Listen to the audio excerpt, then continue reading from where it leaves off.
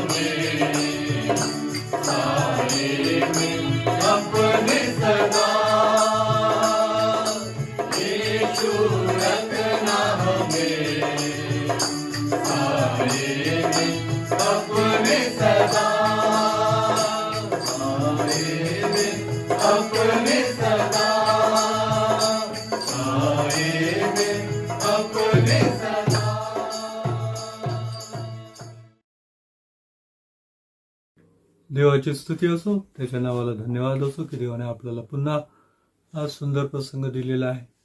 त्याच्या वचनाकडे आपले कान लावण्यासाठी, आपले डोळे त्याच्या मुखाकडे लावण्यासाठी आणि आशीर्वाद होण्यासाठी दोन शब्दाची प्रार्थना करूया. प्रभू देवा, आम्ही तुझी स्तुती करतो, तुझ्या नावाला धन्यवाद देतो, मान महिमा गौरव तुला देतो. प्रिय प्रभू, तू आहेस आणि आज सुद्धा आहे आणि उद्या पण असणार आहे. प्रिय प्रभू, तू आमच्याकडे पाहते. प्रिय प्रभू, तू आमच्याशी बोलत आहे.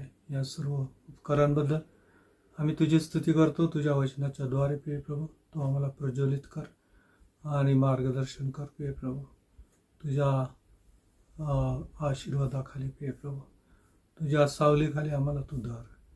पुढील वेळ आम्ही तुझ्या हातामध्ये समर्पित करतो. येशूच्या नावाने प्रार्थना केली आहे म्हणून तू ऐक. आमेन.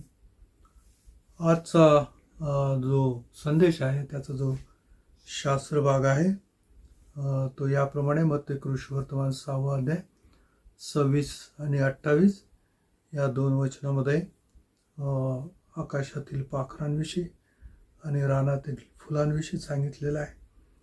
आणि इब्रिकरास पत्र 11 अध्याय 13 वचनामध्ये असं लिहिलेलं आहे की आपण पृथ्वीवर परके व प्रवासी आहोत असे त्यांनी पत्करले. इब्री 12 अध्याय 1 वचनामध्ये असं लिहिलं आहे, तर मग आपण एवढ्या मोठ्या साक्षीरूपी मेघाने वेढले आहोत.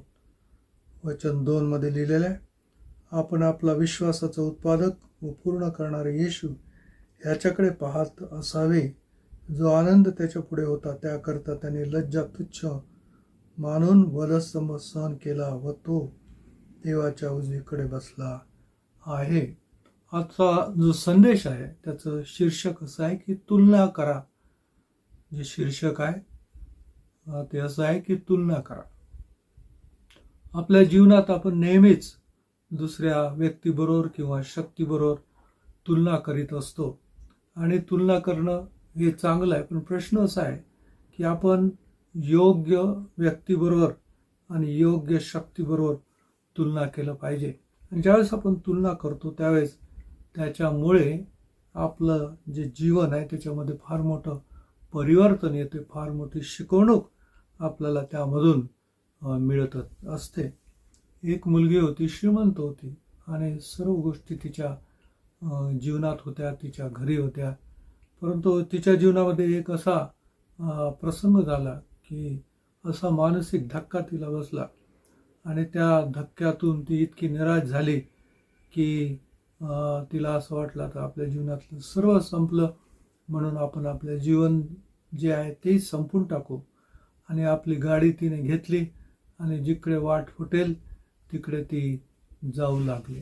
आणि मग बरंच दूर गेल्यावर एका ठिकाणी ती थांबली आणि रोडच्या बाजूने ती पाहत होती की अनेक मुलं आहेत, खेळत आहे, नाचत आहेत, ओरडत आहेत, हसत आहेत आणि एन्जॉय करत आहे. परंतु तिने त्यांचं निरीक्षण केलं तर तिला दिसलं की एवढे हे आनंदित मुलं आहेत, खेळत आहे, हसत आहे, अगदी स्वतंत्र आहेत एखाद्या पाखराप्रमाणे. परंतु त्यांच्या जीवनामध्ये अनेक कमतरता आहेत. त्यांना ल्यायला कपडे नाही, खायला अन्न नाही आणि झोपड्यांमध्ये राहणारे असल्या प्रकारचे मुलं. परंतु त्यांचं जीवन मात्र एवढं आनंदित पाहून तिला नवल वाटलं. आणि मग ती त्यांच्याशी आपल्या जीवनाची तुलना करायला लागली की हे मुलं एवढे दरिद्री असून, यांच्या जीवनामध्ये अनेक प्रश्न असून, समस्या असून ते त्या सर्व समस्यावर मात करून हसतायत, जीवनाचा आनंद घेत आहे. आणि माझ्या जीवनात ह्या सर्व गोष्टी असून मी मात्र आज निराश झालेले आहे आणि जीवनापासून दूर जात आहे, जीवन संपवण्याचा प्रयत्न करत आहे.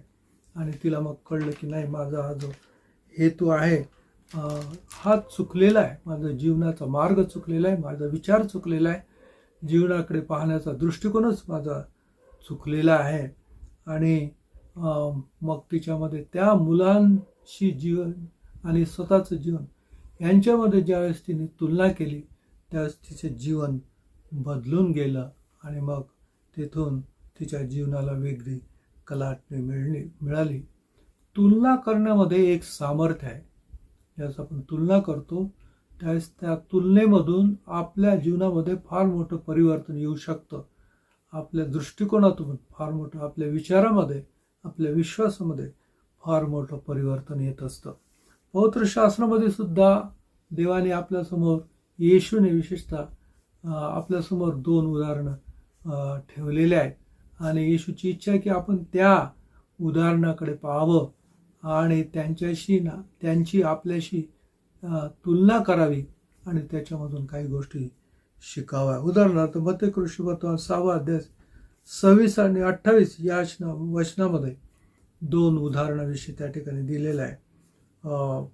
पहिलं 26 वचनामध्ये त्या ठिकाणी लिहिलेलं आहे की आकाशातील पाखरांकडे निरखून पहा. पाखरांचं उदाहरण सांगितलेलं आहे आणि त्यांच्याकडे निरखून पहा. अर्थात ज्यावेळेस आपण निरखून पाहतो त्यावेळेस आपण तुलना करतो, एक दुसऱ्यांसंगती तुलना करतो आणि त्यावेळेस तुलना करा असंही येशूला म्हणायचं आहे. आणि वचन 28 मध्ये लिहिलेलं आहे, रानातील फुलांकडे पहा, पाखरांकडे पहा आणि फुलांकडे पहा. आणि ज्यावेळेस आपण फुलांकडे सुद्धा पाहतो त्यावेळेस ते फुलं आणि आपण यांच्यामध्ये आपण तुलना करतो. ज्यावेळेस आपण रानातील पाखरांकडे पाहतो त्यावेळेस आपल्याला नवल वाटतं की पाखरू खरं पाहिलं तर हा क्षुल्लक प्राणी आहे. त्याचं आयुष्य फार कमी आहे, त्याचा आकार फार कमी आहे, त्याची शक्ती फार कमी आहे आणि तो काही देवाच्या प्रतिरूपाचा नाही आणि ते देवाची मुलं नाही. परंतु तरीही देवाचं त्यांच्याकडे लक्ष आहे. तरीही देव त्यांना खायला अन्न देतो, त्यांचं रक्षण करतो, त्यांना घर देतो आणि अन्न पाणी देतो. खरं पाहिलं असता त्यांच्यापेक्षा आपण जे देवाचे लोक आहोत हे श्रेष्ठ आहोत आणि ते कनिष्ठ असून सुद्धा देव त्यांची जर एवढी काळजी घेऊ शकतो तर आपली देव का घेणार नाही, असं म्हणून ज्यावेळेस आपण तुलना करतो त्यावेळेस आपल्या जीवनामध्ये परिवर्तन येतं, विश्वास येतो आणि आपल्या जीवनामध्ये खात्री पडते की नाही, मी देवाचा मुलगा आहे, मी पशुपक्ष्यांपेक्षा सुद्धा श्रेष्ठ आहे आणि देवाचे डोळे माझ्याकडे आहे. देवाचा मुलगा या नात्याने देव मला कधीच अनाथ सोडू शकत नाही. एक बाप आपल्या मुलाला अनाथ कधीच सोडू शकत नाही. असाच भुकेले तडफडण्यासाठी कधीच सोडूच शकत नाही. मानवी बाप घ्या की स्वर्गीय बाप घ्या. आणि म्हणून हा जो विश्वास आहे या तुलनेमधून आपल्याला प्राप्त होतो. दुसरं उदाहरण आहे रानातील फुलांचं. रानाचं फूल हे सुद्धा अतिशय लहान असतं. विशेषतः रानातलं फूल त्याच्याकडे कोणी पाहत नाही, त्याला कोणी पाणी घालत नाही, त्याला कोणी लावत नाही आणि असल्या प्रकारचे दुर्लक्षित आहे, अतिशय क्षुल्लक असल्या प्रकारचं आहे. परंतु त्याला सुद्धा देव फुलवतो आणि फक्त फुलवत नाही परंतु नटवतो. फुलणे आणि नटवणे याच्यामध्ये फार फरक आहे. ज्यावेळेस तो नटवतो त्याचा अर्थ तो त्याला औदार्याने देतो आणि देवाच्या वचनामध्ये लिहिलेलं आहे की देव जे देतो ते साधं देत नाही, त्याचं देणं साधं नाही, तो औदार्याने देणारा, गौरवाने देणारा, वैभवाने देणारा देव आहे आणि तो दाता आहे. देवाचा हा स्वभाव आहे की तो देणार आहे, कारण तो प्रीती आहे आणि आम्ही त्याचे लेकरं आहोत आणि म्हणून हा त्याचा स्वभाव आहे देणे. तो दाता आहे आणि तो औदार्याने देतो आणि केवळ फुलवत नाही परंतु नटवतो. आणि तिथे उदाहरण दिलेलं आहे शलमोन राजाचं. देवाने शलमोन राजाला नटवलं असं सांगितलेलं आहे, परंतु त्याच्यापेक्षा तो ह्या फुलाला नटवतो. म्हणजे आपल्याकडे त्याचं किती विशेष करून लक्ष आहे आणि आपल्यासाठी देवाला किती कार्य करायचं आहे.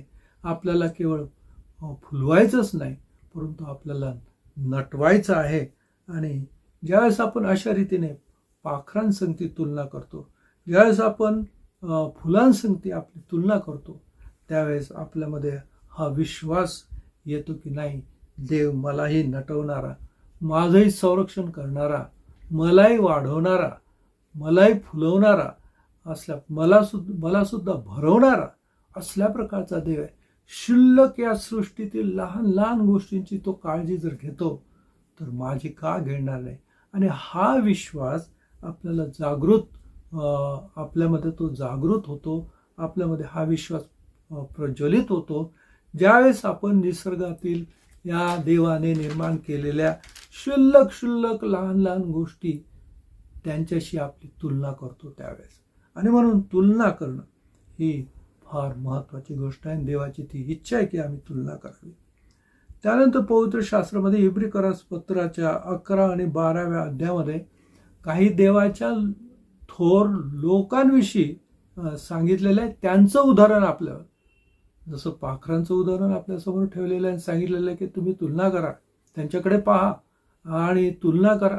तसंच देवाचे महान सेवक जे होऊन गेले ते साक्षीरूपी मेघासारखे आमच्या आकाशात त्याने ठेवलेले आहे आणि देवाची इच्छा आहे की आम्ही त्या मेघांकडे पाहावं आणि त्यांच्याशी आमच्या जीवनाची तुलना करावी आणि आम्ही शिकावं, आमच्या जीवनामध्ये परिवर्तन व्हावं, आमचा विश्वास वाढावा, आम्हाला मार्ग मिळावा की आमच्या जीवनामध्ये आम्ही कशा रीतीनं चाललं पाहिजे. हे धडे आम्हाला त्यामधून मिळतात. आणि मग इब्रिकरास पत्र याच्या 11 आपल्याला त्या ठिकाणी जर आपण पाहिलं तर त्या ठिकाणी आपल्याला दिसतं की अनेक देवाच्या सेवकांविषयी त्या ठिकाणी सांगितलेलं आहे.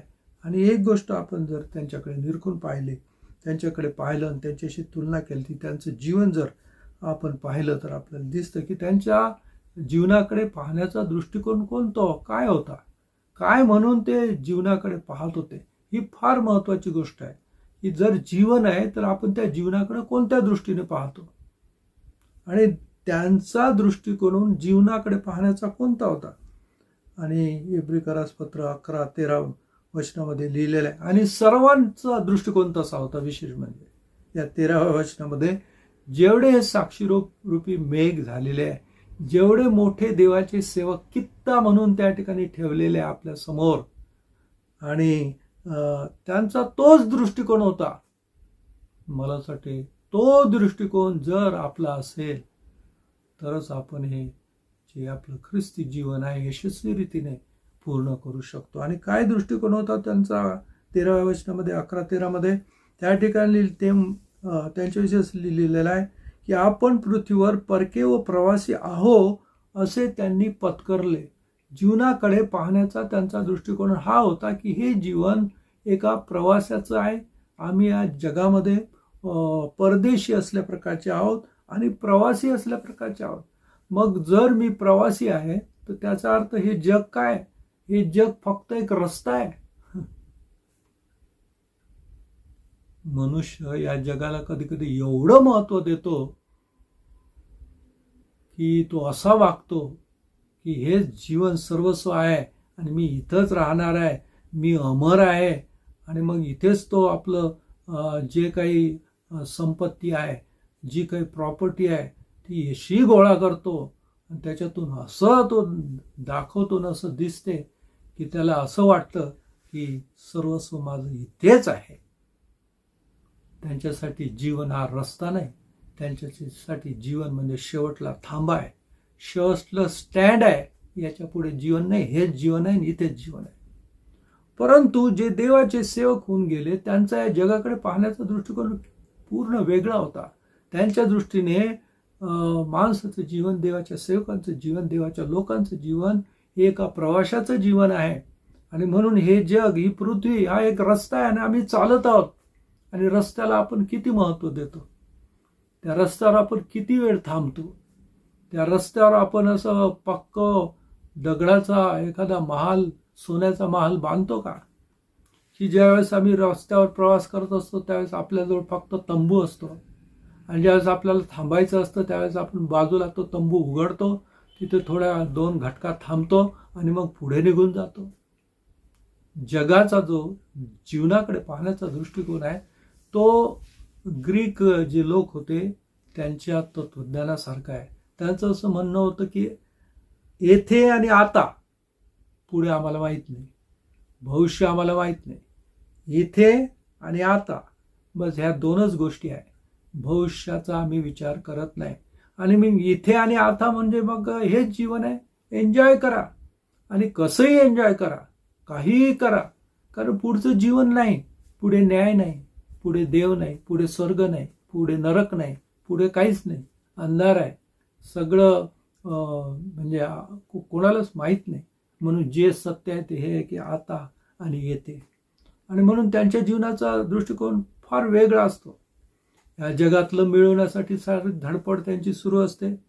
जग एन्जॉय करण्यासाठी सगळा त्यांचा हेतू असतो आणि हे जगच त्यांच्यासाठी सर्वच असते. परंतु जे देवाचे लोक आहेत त्यांच्यासाठी हे जीवन जे आहे एखाद्या प्रवाशासारखं आहे, एखाद्या परदेशासारखं आहे. आणि हा जे जीवन आहे, हे जे जग आहे, पृथ्वी आहे, हा एक फक्त रस्ता आहे, थांबा नाही, शेवटला स्टँड नाही, हा रस्ता आहे, याच्यावरून आम्ही पास होत आहे, चालून जात आहे. आणि असा दृष्टिकोन आम्हाला कोणाकडून मिळतो? जे देवाचे सेवक होऊन गेले त्यांच्या जीवनाकडून मिळतो. ज्यावेळेस आम्ही त्यांच्या जीवनाची आमच्या जीवनाशी तुलना करतो, कारण ते उदाहरणं आमच्या डोळ्यासमोर देवाने ठेवलेल्या साक्षीरूपी मेघ देवाने आमच्या समोर ठेवलेले आहेत. आणि पुष्कळदा असं होतं की इतकं हे हास्यास्पद होतं पुष्कळदा एक विनोदाचा विषय होऊ शकतो. जगातल्या माणसाला असं वाटतं की हेच जीवन आहे, आणि मग तो एक प्रकारे सारं कष्ट करून सर्व धन दौलत मिळून एक जणू काय असं आपण म्हणू शकतो की एक सोन्याचा महाल बांधतो. सोन्याचा महाल बांधतो आणि मग बांधल्यावर त्याचं मरण होतं. प्रश्न पडतो की तो सोन्याचा महाल कशासाठी बांधला, कोणासाठी बांधला? अरे एवढे श्रम, एवढी धडपड, एवढं खटाटोप त्याच्या मागं, आणि कशासाठी? तर बांधून सोडून जाण्यासाठी. फार मोठा जोक, फार मोठी हास्याच गोष्ट असल्या प्रकारची होती.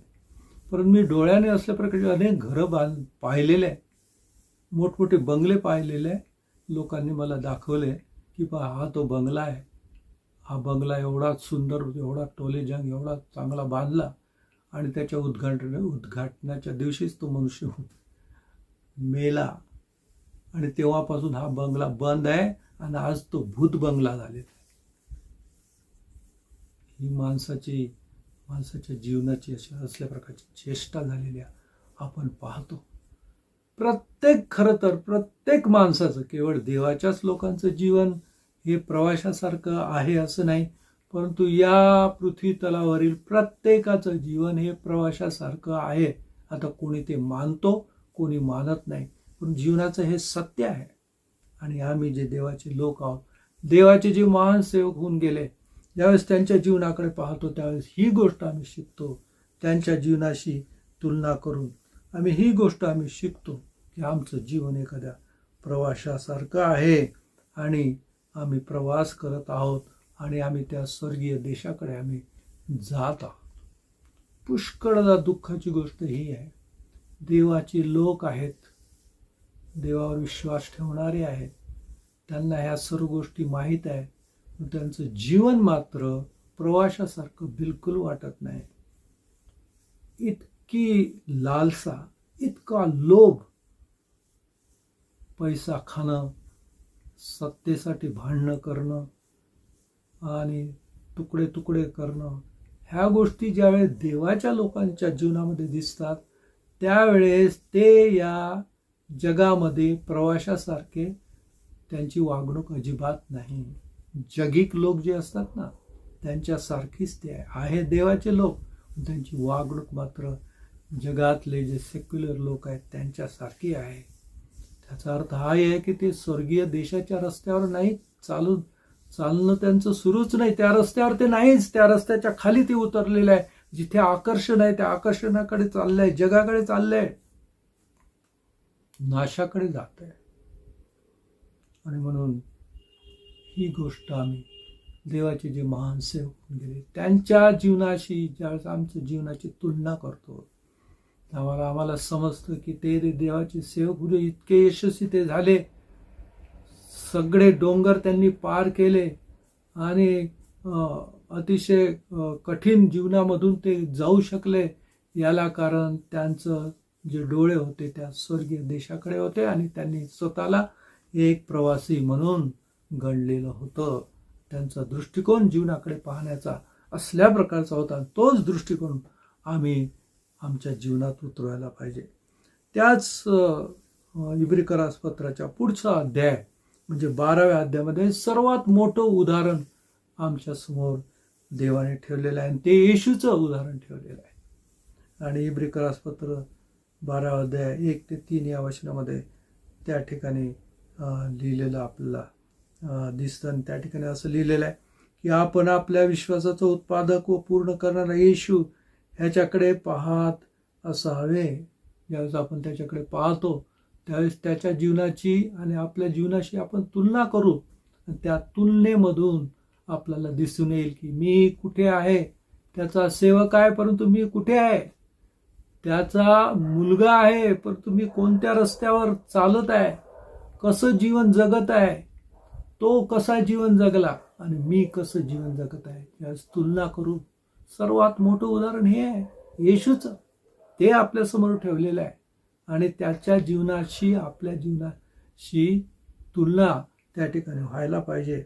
आणि त्या ठिकाणी असं लिहिलं आहे की आपण आपल्या विश्वासाचा उत्पादक पूर्ण करणारे येशू ह्याच्याकडे पाहत असावे, जो आनंद त्याच्या पुढे होता त्याकरता त्याने लज्जा तुच्छ मानून वधस्तंभ सहन केला आणि देवाच्या राजासनाच्या उजवीकडे तो बसलेला आहे. हे जग, या जगामध्ये आम्ही आहोत, स्वर्गात नाही. जोपर्यंत आम्ही या जगामध्ये आहोत तोपर्यंत माती आहे, दगड आहे, खडक आहेत, काटे आहेत, कुसळ आहेत, वादळ आहेत, भूकंप आहेत, युद्ध आहे. हे जग आहे, हे स्वर्ग नाही. तोपर्यंत ह्या सर्व गोष्टी आहेत आणि देवाने आपल्याला या जगामध्ये ठेवलेलं आहे. परंतु तरी आम्ही या जगातून पार होऊ शकतो जर आमच्या समोर त्या येशूचं उदाहरण जर ठेवलं तर. तो येशू या जगाच्या सर्व असल्या प्रकारच्या सर्व अनुभवामधून तो गेला आणि सर्वात शेवटी तर त्या क्रूसखांबामधून तो गेला. क्रूसखांब त्याने सोसला आणि कसा तो सहन करू शकला, हा एक मला नेहमी प्रश्न पडतो. किंवा हे सर्व देवाचे लोक या सर्व संकटांमधून, या दुःखामधून, या त्रासामधून, छळामधून पार कसे गेले. विशेषतः येशू एवढा मोठा वधस्तंभ तो कसा सहन करू शकला. मला 3 उत्तरं मिळाले. पहिली गोष्ट त्याची देवावर प्रीती होती, दुसरी गोष्ट त्याची मानवावर प्रीती होती आणि तिसरी गोष्ट त्याच्यासमोर हा आनंद होता. या 3 कारणामुळे तो वधस्तंभ सहन करू शकला. आणि बंधूंनो, हे 3 कारणं जर आमच्या जीवनात असतील तरच आम्ही आमचा दैनंदिन जो वधस्तंभ आहे तो घेऊन आमच्या ख्रिस्ती जीवनाची वाटचाल करू शकतो. पहिलं कारण जर आमची देवावर प्रीती आहे, दुसरं कारण जर आमची येशूवर प्रीती आहे आणि तिसरं कारण जर आमच्या डोळ्यासमोर तो भविष्यातला स्वर्गीय आनंद आहे. भविष्यातला तो स्वर्गीय आनंद, हो, कारण तो एवढा मोठा आहे की त्याच्या समोर या जगातले सर्व कष्ट, दुःख, त्रास अतिशय क्षुल्लक असल्या प्रकारचे, अतिशय क्षुल्लक, ते तुम्ही सहज गिळून टाकू शकता, पचवून टाकू शकता. फार कडू आहे तरी तुम्ही ते खाऊ शकता, पचवू शकता. आयुर्वेदामध्ये पुष्कळदा कडू विषासारखं औषध देतात पोटासाठी, परंतु ते तरी तुम्ही खाऊ शकता. का? कारण गोड पेरूच्या आत ते औषध टाकतात आणि ते पेरू इतका गोड असतो की ती गोडाई त्या विषाची तीव्रता कमी करते आणि मग ते विषासारखं कडू तुम्ही खाऊन टाकू शकता. हा स्वर्गाचा पेरू, हा गोडवा, हे वैभव, हे गौरव एवढं मोठं आहे की आम्ही विचारही करू शकत नाही. इतकं मोठं आहे आणि इतकं सार्वकालिक आहे की त्याच्या समोर या जगातले दुःख, त्रास, छळ म्हणजे अतिशय क्षुल्लक आहे. क्षुल्लक ते तुम्ही गिळू शकता आणि पचवू शकता. कारण देवाचे जे साक्षीरूपी मेघ ते अशा सर्व परिस्थितीमधून गेले. त्यांनी ते पचवलं, सेवन पण केलं, पचवलं पण, आणि त्याच्यावर मात करून ते पुढे गेले. आणि त्यांच्या समोर तो आनंद होता, आनंद, स्वर्गीय आनंद. येशू समोर सुद्धा तो आनंद होता असं इथे सांगितलेलं आहे. जो आनंद त्याच्या पुढे होता त्याकरता त्याने लज्जा तुच्छ मानून वधस्तंभ सहन केला. त्या आनंदामुळे, त्या आनंदामध्ये एवढी शक्ती आहे आणि तो आनंद एवढा मोठा आहे की या जगातलं दुःख, त्रास, छळ, विरह आम्ही पचवू शकतो, सहन करू शकतो, त्याच्यावर मात करू शकतो आणि पुढे जाऊ शकतो. त्या स्वर्गीय देशाच्या वाटेवर आम्ही पुढं आणि पुढे जाऊ शकतो, वाटचाल पूर्ण करू शकतो. अनेक उदाहरणं असल्या प्रकारचे आहेत. देवाचे सेवक फार कष्ट त्यांनी सोसले, छळ सहन केला, पुष्कळदा मरणाला त्यांना मिठी मारावी लागली, पण हे त्यांनी सहज स्वीकारलं. सहज त्याच्यावर मात केली. सहज. पुष्कळदा मी उदाहरणं पाहतो तिकडे छत्तीसगड वगैरे यूट्यूबवर वाचतो. त्यांना प्रश्न विचारण्यात, तुम्ही या गावात एकटे आहेत, हे लोक तुम्हाला मारूही शकतात, तुम्ही येशूला तरी धरून राहाल का? त्यांचं बेधडक उत्तर की आम्ही त्याच्यासाठी मरायलाही तयार आहोत. कुठलाच आधार नाही त्यांना, कुठलंच संरक्षण नाही, कुठलाच पुरवठा नाही. त्यांना माहित आहे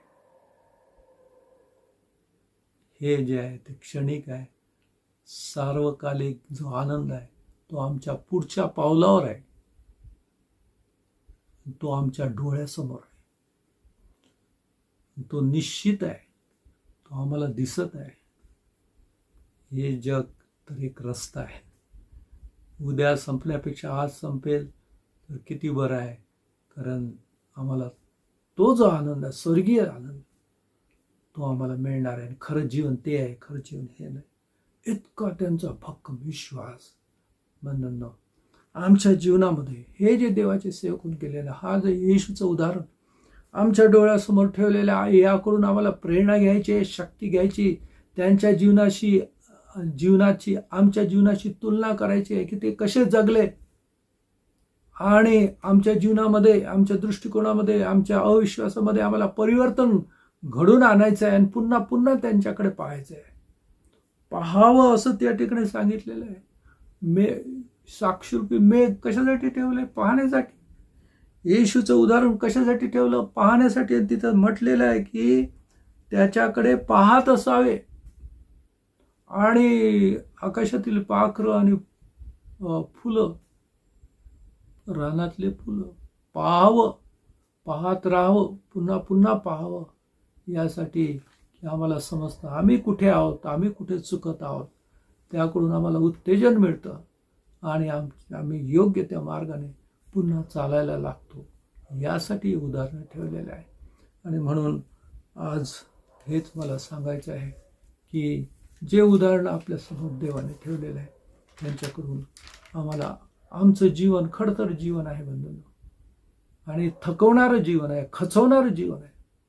परंतु आम्हाला या उदाहरणामधून यास आम्ही त्यांच्याशी आमच्या जीवनाची तुलना करतो, आम्हाला उत्तेजन मिळते. आणि वचन 3 त्याच 12व्या अध्याय, इब्री 12व्या पहिला अध्याय, नाही 12वा अध्याय आणि 3ऱ्या वचनामध्ये तेच उत्तेजनासाठीच त्या ठिकाणी लिहिलं आहे की तुमची मने खचून तुम्ही थकून जाऊ नये म्हणून ज्याने आपणा विरुद्ध पातक्यांनी केलेला इतका विरोध सहन केला त्याच्याविषयी विचार करा, अर्थात त्याच्याशी आपल्या जीवनाची तुलना करा.